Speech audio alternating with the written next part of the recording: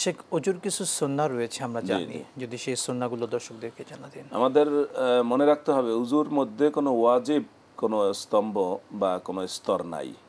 উজুর মধ্যে রয়েছে বাকিগুলো সুন্নাত, যেমন উজুর আগে বিসমিল্লাহ বলা, উজু করার আগে নিয়াত করা যে আমি পবিত্রতার জন্য উজু করতেছি। নিয়াত বলতে আমাদের দেশে যেটা প্রচলিত রয়েছে নাওয়াইতু আন আতাওয়াদ্দা, এইভাবে যে শব্দগুলো চয়ন করা হয়েছে সেই নিয়াতটা মূলত নিয়াত না। নিয়াত হচ্ছে ইরাদাতুল কলবি ওয়া কসদুহু, মন থেকে ইচ্ছা করা, মনের ইচ্ছাটা হচ্ছে নিয়াত। সুতরাং উজুর আগে নিয়াত করবেন, উজুর আগে বিসমিল্লাহ বলবেন, প্রথমে দুই হাতে কবজি পর্যন্ত 3 বার ধৌত করবেন, কুলি করবেন, নাক পরিষ্কার করবেন, মেসওয়াক করবেন এবং সম্পূর্ণ মাথা মাসে করবে। তবে মাথা প্রথম দিক দিয়ে অর্থাৎ সামনের দিক থেকে মাসে শুরু করবেন, পিছনের দিকে গিয়ে শেষ করবেন। কানের ভিতরে বাহিরে আঙ্গুল দ্বারা মাসে করবেন এবং প্রত্যেক অঙ্গ 3 বার ধৌত করবেন। প্রত্যেক অঙ্গ ধৌত করার পর, এক অঙ্গ ধৌত করার পর বিরতি দিয়ে, মানে এক অঙ্গ ধৌত করার পর সেটা শুকিয়ে গেছে অথবা রুমাল দিয়ে মুছে ফেলছে, তারপর আর এক অঙ্গ ধৌত করতে গেছেন, এরকম করা যাবে না। এবং উজু করার শেষে শাহাদাতাইন তেলাওয়াত করার কথা, পাঠ করার কথা বলা হয়েছে। আশহাদু আল্লা ইলাহা ইল্লাল্লাহু ওয়াহদাহু লা শারীকা লাহু লাহুল মুলক ওয়া আশহাদু আন্না মুহাম্মাদান আবদুহু ওয়া রাসূলুহু আল্লাহুম্মা জাআলনি মিনাত তাওয়াবিন ওয়া জাআলনি মিনাল মুতাতাহহিরিন ওয়া জাআলনি মিনাল লাযীনা লা খাউফুন আলাইহিম ওয়া লা হুম ইয়াহজানুন। এই জাতীয় কিছু দোয়া, কিছু আয়াতের অংশ মিলে এই দোয়াগুলো রয়েছে উজুর অঙ্গে। উজু করার পরে এই দোয়াগুলো পড়ার কথা বলা হয়েছে। শুকরান, জাযাকাল্লাহ। অজুর সুন্নতগুলো শেখ আমরা আপনার থেকে জেনেছি। আপনি বলছিলেন অজুর শেষে একটি দোয়ার কথা। জি, দোয়া অর্থাৎ কালিমায়ে শাহাদা শাহাদাত পড়ার ক্ষেত্রে অনেকে আকাশের দিকে তাকিয়ে পড়েন এবং আঙ্গুল অর্থাৎ শাহাদা আঙ্গুলকে উঁচা করেন। আসলে এটা কতটা সুন্নাহসম্মত? না, এটা আকাশের দিকে তাকিয়ে পড়া কোনো জরুরি বিষয় না, জি, আর আঙ্গুল উঁচু করাও জরুরি বিষয় না। বরং উজুর শেষে শাহাদাতাইন পাঠ করবেন এবং আমি যে দোয়াটা বলছিলাম, আল্লাহুম্মা জাআলনি মিনাত তাওয়াবিন ওয়া জাআলনি মিনাল মুতাতাহহিরিন, এই যে দোয়াগুলো, এগুলো কোরআনের আয়াতের অংশ এবং কিছু দোয়া রাসূলুল্লাহ সাল্লাল্লাহু আলাইহি ওয়াসাল্লাম থেকে প্রমাণিত। এগুলো পড়াই হচ্ছে সুন্নাহ। কিন্তু আকাশের দিকে তাকানো এবং আঙ্গুল উঁচু করা এটা কোনো জরুরি বিষয় না। শুকরান, জাযাকাল্লাহ। শেখ, আমরা একটি বিষয় উজুর ক্ষেত্রে আমরা মাথা মাসেহ এটার সুন্নাহ পদ্ধতিকে যদি দর্শকদেরকে একটু দেখিয়ে দিতেন বা আপনি বলে দিন বিস্তারিত। হ্যাঁ, মাথা মাসের বিষয়টা নিয়ে আমাদের সমাজে বিভিন্ন ধরনের কথা আছে। আমরা কখনো কখনো কেহ বলে থাকেন মাথার 4 ভাগের 1 ভাগ মাসে করা। এটা মূলত কোরআনের আয়াত দ্বারা প্রমাণিত না। কোরআনে বলা হয়েছে আমসাহু বিরুউসিকুম, তোমরা তোমাদের মাথা মাসে করো। হ্যাঁ, ওলামায়ে কেরাম, বিশ্ববিখ্যাত ওলামায়ে কেরাম এটা ব্যাখ্যা করেছেন। সেই ক্ষেত্রে তারা মাথাটাকে 4টা ভাগে বিভক্ত করেছেন।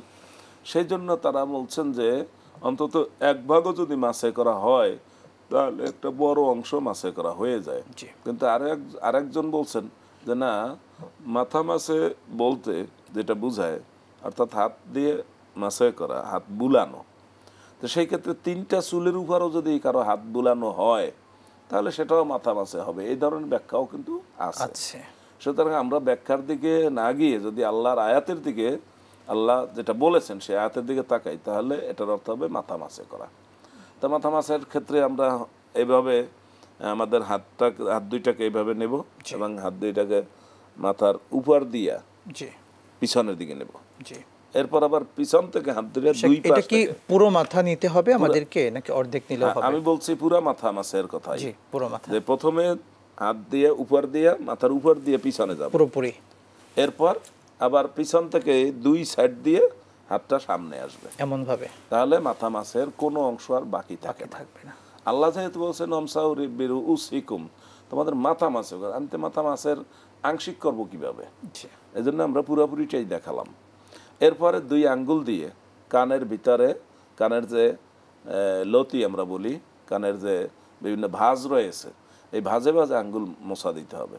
কারণ আমরা লক্ষ্য করব যে আমরা যখন দিনে চলাফেরা করি তখন আমাদের ধুলাবালি কিন্তু আমাদের কানে এসে এই যে ভাঁজে ভাঁজে এখানে কিন্তু আটকা পড়ে। সেটা আঙ্গুল দ্বারা মাসে করলে পরিষ্কার হয়ে গেল। উযু তো একটা পবিত্রতার বিষয়, আবার একটা পরিষ্কার পরিচ্ছন্নতার বিষয় অবশ্যই। সেজন্য কানের ভিতরের যে ভাঁজগুলো রয়েছে সেই ভাঁজগুলোতে আঙ্গুল দিয়ে মাসে করতে হবে এবং বৃদ্ধাঙ্গুল দিয়ে কানের পিঠ মাসাজ করতে হবে, বৃদ্ধাঙ্গুল দিয়ে। বৃদ্ধাঙ্গুল দিয়ে। জি অর্থাৎ আমরা আরো লক্ষ্য করব যে এই মাথা মাসের সাথে কান আসলো কেন। জি আমরা লক্ষ্য করব যে মাথার সাথে কান জড়িত, কারণ একটা চিকিৎসা বিজ্ঞানের একটা কথা আছে, নাক কান গলা একসাথে একজন চিকিৎসক থাকেন। তো সেটা মাথার অংশ কিন্তু কান। আবার আমরা কথায় কথায় বলে থাকি কান টানলে মাথা আসে। হ্যাঁ, সুতরাং কান মাথার অংশ। শেখ, আরেকটি গুরুত্বপূর্ণ পয়েন্ট বলতেন, আমরা মাথা মাসের ক্ষেত্রে অনেকে ওজুর শেষে হাতের তালু উল্টা করে পিঠ দ্বারা আমরা ঘাড়কে মাসেজ করি, আসলে এটা সুন্নাহসম্মত কিনা বা এটা ঘাড় মাসেজ করা কোনো হাদিস দ্বারা প্রমাণিত নয়। কানজুল উম্মাল নামক একটা কিতাবের মধ্যে ঘাড় মাসের কথা বলা হয়েছে, কিন্তু এটা কোনো সহি দলিল দ্বারা প্রমাণিত না। এজন্য এটা নিয়ে একটা বিতর্ক আছে। কেউ ঘাড় মাসেজ করেন এবং কেউ বলেন যে না ওটা দুর্বল এবং ওটা জয়ীফ বা ওটা মাউজু হাদিস দ্বারা প্রমাণিত। কানজুল উম্মাল নির্ভরযোগ্য, ততটা নির্ভরযোগ্য হাদিসের কিতাব নয়। এই জন্য যারা এটাকে গ্রহণ করেন না তারা ওইটাকে ওই হিসাবে ঘাড় মাসের পক্ষে তারা থাকেন না। আর যারা ওইটাকে খুব গুরুত্বপূর্ণ মনে করেন তারা ঘাড় মাসে করেন। তবে কেউ যদি ক্লান্ত হয়ে অর্থাৎ ঘাড় বা ঘেমে গিয়েছে এক কথায় আমরা যদি সেটা বলি, সেক্ষেত্রে তিনি ঘাড় মাসে করলে কোনো ক্ষতি হবে কিনা? এভাবে যদি ঠান্ডা মানে গরম থেকে উপশমের জন্য কেউ যদি হাত দ্বারা মাসে করে, সেটা তার উজুর অংশ না, সেটা তার ব্যক্তিগত সুবিধার জন্য। যেমন কেউ উজু করলো, উজু করার পরে আবার মাথায় কিছু পানি দিল, তার হয়তো গরম বেশি লেগেছে, সেজন্য সে একটু উপশমের জন্য সে মাথায় কিছু পানি দিতে পারে। অথবা কেউ যদি মনে করে তার শরীরটাও একটু ভিজা কাপড় দ্বারা মুছে নিল, দিতে পারে, এটা তার আরামের জন্য, এটা তো উজুর অংশ না।